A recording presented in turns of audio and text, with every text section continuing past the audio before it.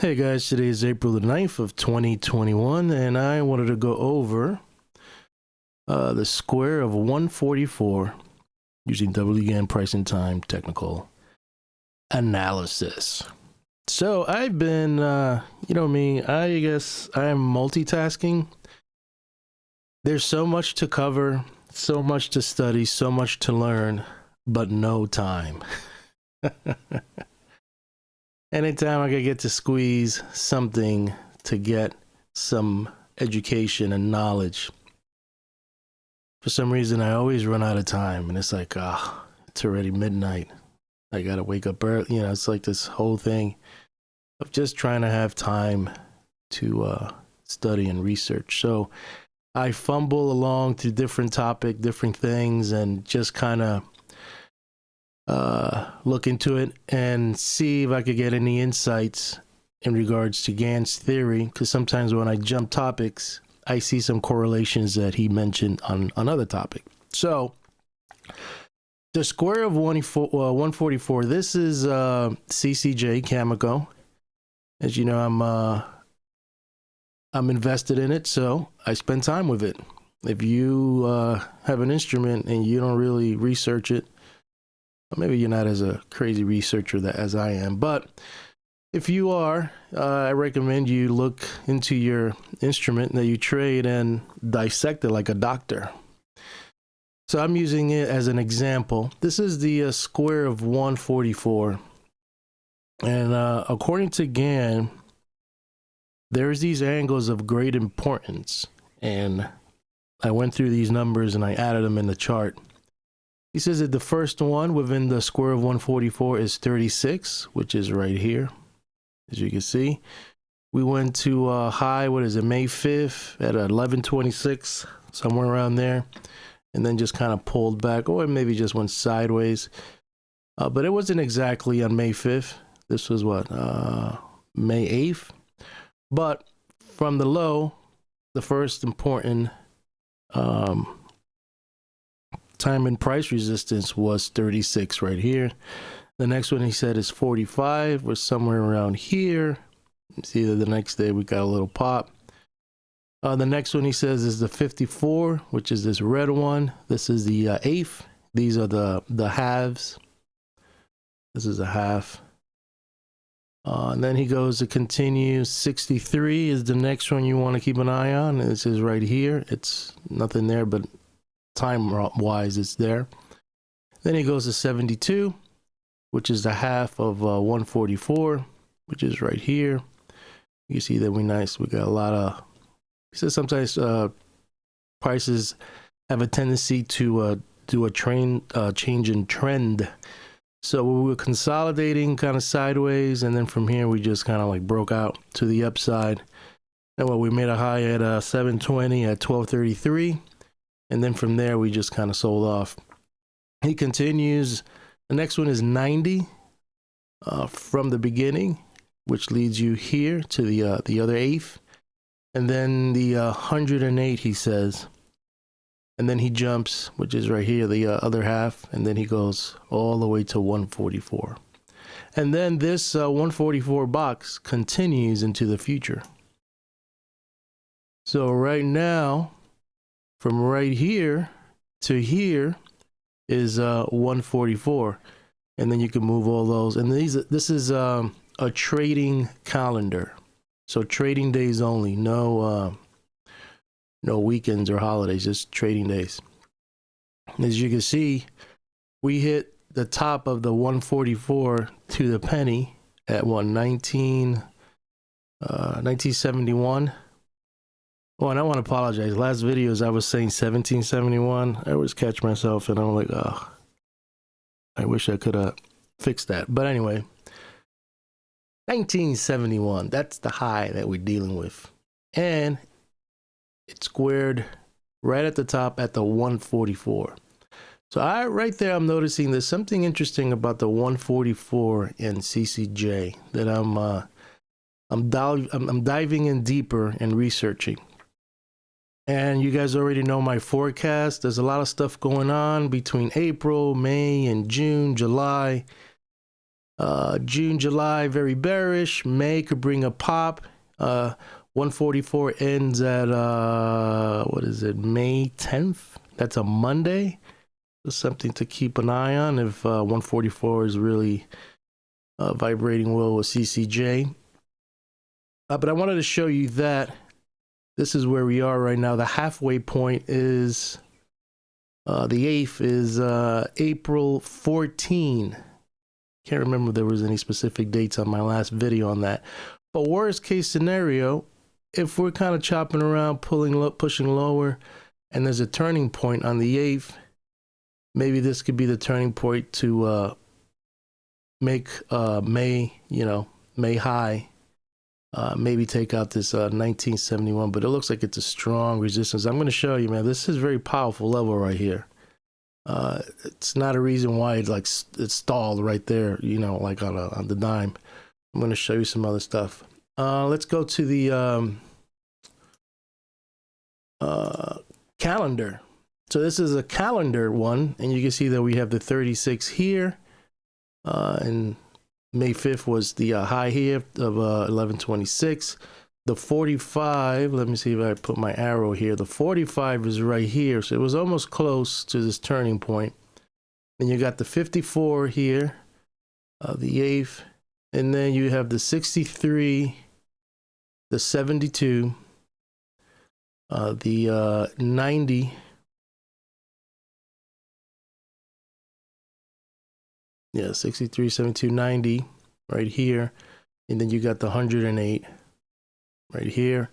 And then the 144 right here. And then it all starts all over again.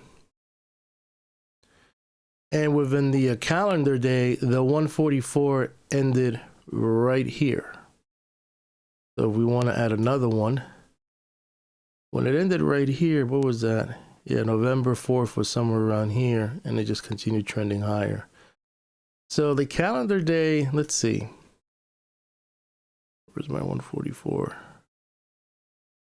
Yep, right here. So we put it from right here on the calendar day.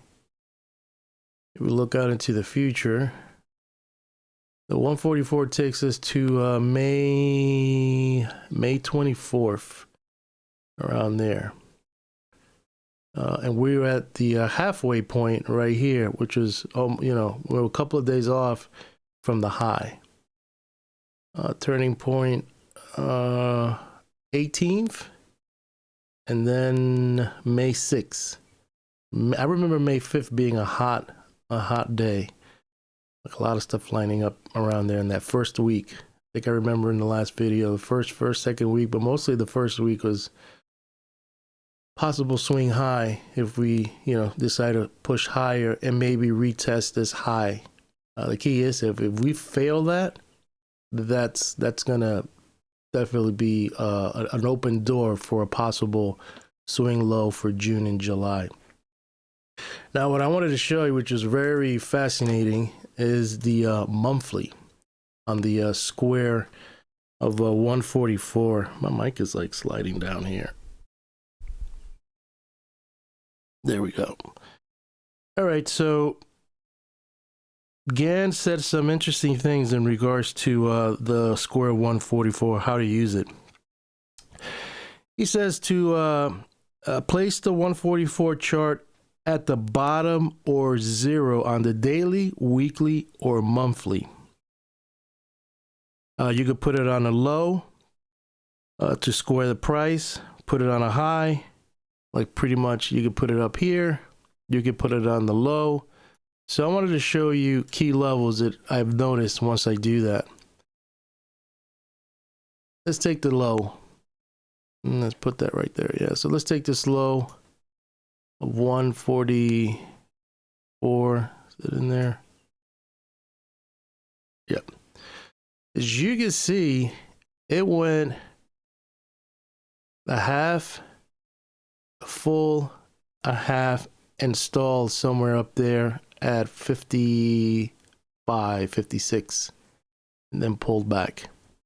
Now, if we look into the future, where we at? What's that right there? 1971. Look at that level. So from the low, or you can say the all-time low on CCJ, this is a hard level. It's stalled right there at the 144.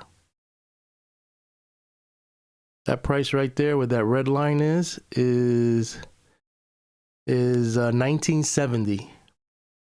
1970 right there. And the high was 1971. So it went over by a penny and then pulled right back. So that tells me that's going to be a hard nut to crack. Now, if we go, as Gann says, put it on the all-time low, and now let's go to the all-time high and put that 144 up there, and then let's see what we see.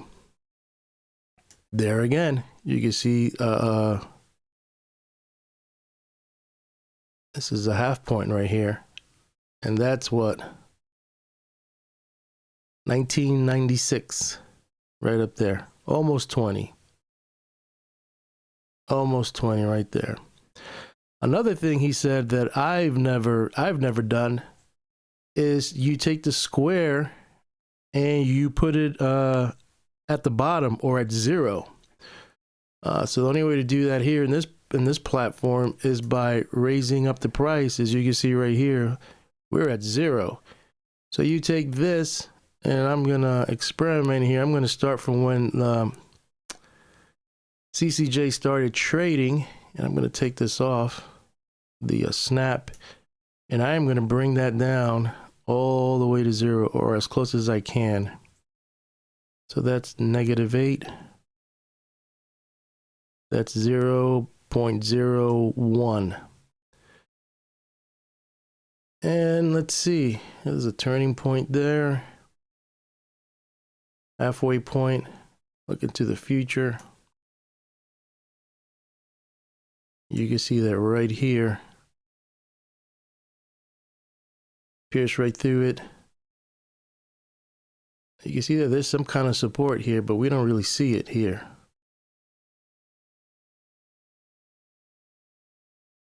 Interesting, nevertheless. I've never done that. Put it at zero. Let's see if we could put it at zero from the all-time low and see what happens there. The high. You see there's a level here that's holding. Go into the future, and we hit a half point right here. Going into a turn right here. And we're chopping around here.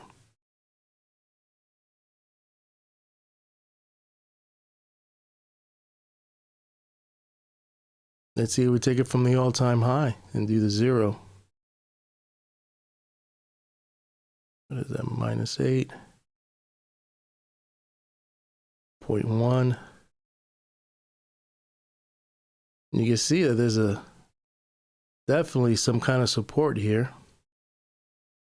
Then here it kind of like doesn't show. This is where we at right here. And if we go now to a low here, let's put this grid here, or the snap. You can see right here, there's a half point right here. Possible turning, we'll see. And if we go to this all-time, not all-time low, but the current low, you can see this is where we're at.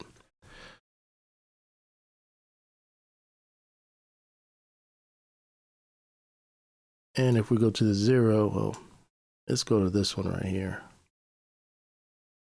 Here you see that the support is showing. But when you go to the all-time high, it doesn't show it. It shows this as support or resistance. But here, it was showing it here. Now, the question is, after you know all these things, which one is the one that you would use? That all depends up to you and what, looks best to you. But what I've noticed using this technique is that you could get the big picture in regards to levels. And I have it really simple. I don't really have all on the settings. You know, I don't got the 1x2 or the 4x1. I just pretty much have, you know, the eighths, the fourths, the halves, and that's it. I just want to see the big levels. This big level right here is 2334. Yeah, and then that's it. You see, this is gonna be a strong level right here, 20 bucks. And then taking it all to the all-time, you know, low right here.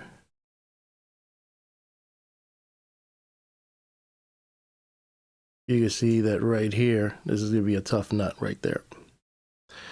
So that's it. I'm gonna be delving into the Square 144 a little more, but that's on my own time on research. But I just wanted to show you, you know, the importance of this Square. And I'm back testing this a lot using different things, and back testing it also with trying to forecast price levels, future price levels in regards to this technique, and reading some Gann stuff. So hopefully you like this video. Let me know your thoughts on the Square of 144. There's a lot of stuff on the internet about it, and then there's a lot of it that's not.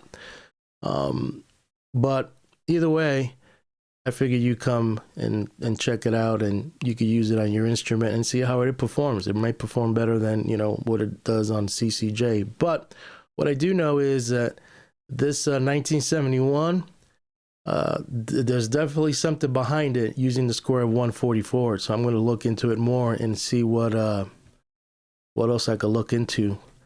You know, some strategies or some forecasting techniques that I could apply that could give me an edge.